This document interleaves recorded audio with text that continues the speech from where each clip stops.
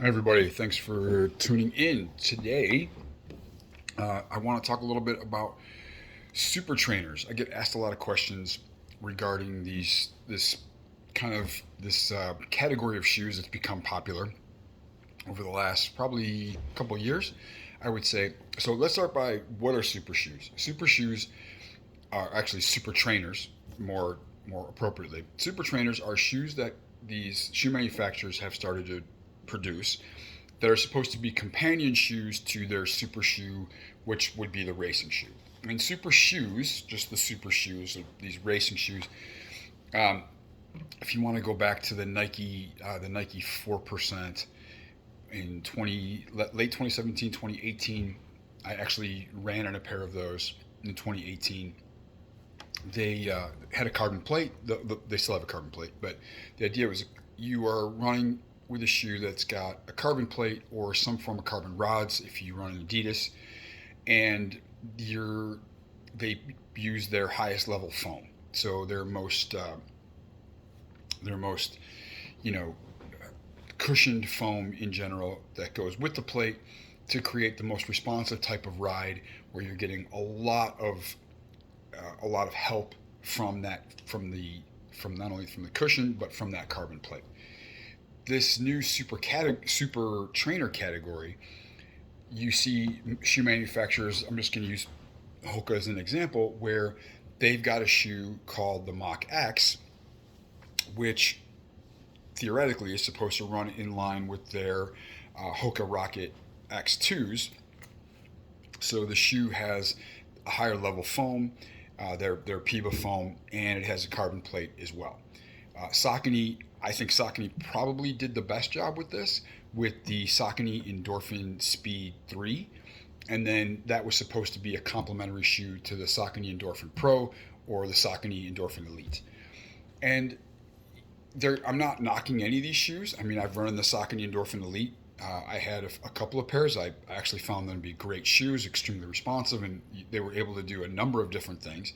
But this kind of like this category now has become a little bit overwhelming, and it's becoming a little difficult to differentiate what is a super trainer versus a super shoe.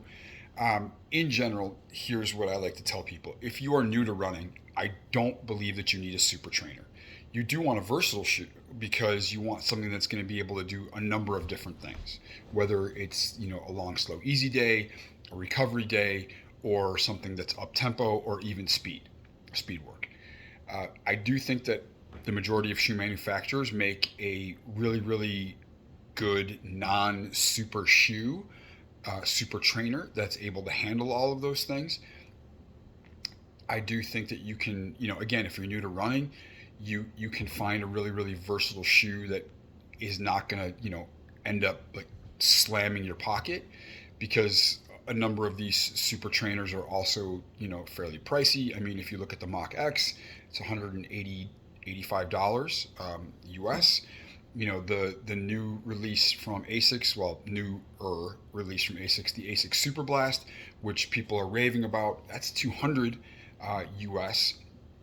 The Saucony Endorphin Elite 3, which I do think you can get on sale in some places. It typically retails around anywhere from 160 to 180. So, I mean, it's a hefty price, right? Versus what you're able to pay for, let's say, a non-super trainer shoe. But if you're somebody if you're going to be running, you know, 3 days a week and you're only running 30 minutes, 30 to 45 minutes at a time, you're not really sure if this is something that you're even going to want to continue to do long term. Again, find a shoe that fits you, and I don't think it has to be one of these super trainers. If you're looking for a shoe to put into your rotation, if somebody's been running for a while, I don't think it's a bad idea to include a super trainer. Like I said, I personally like using them. I have used them in the past. I still do. Just make sure, I think, to again get a good sense as to being honest about what you need and seeing that shoe is going to be able to do a number of different things. So if that super trainer is going to be able to be versatile enough to handle, not just your up tempo runs, but some of your slower stuff, then that might be worth the investment, because at that point you're talking about one pair of shoes that's replacing two, right?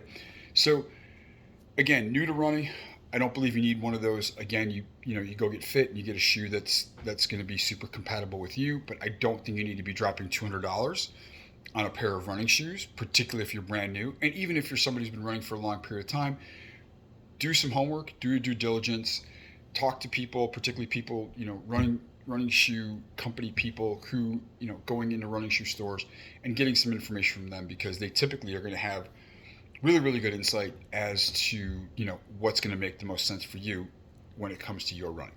See you soon.